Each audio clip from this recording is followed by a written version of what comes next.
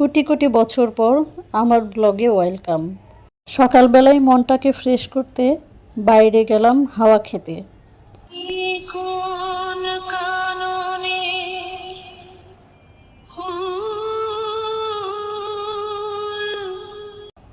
কুড়িয়ে আনলাম কিছু ফুল।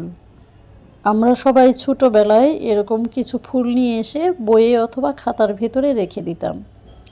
মনে আছে সে কথা? তোমরা কে কে আমার মতো করো বলো তো?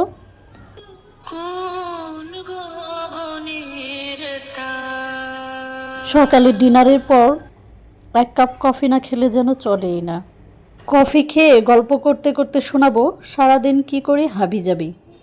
আসো তাহলে আগে এক কাপ কফি খেয়ে নিই।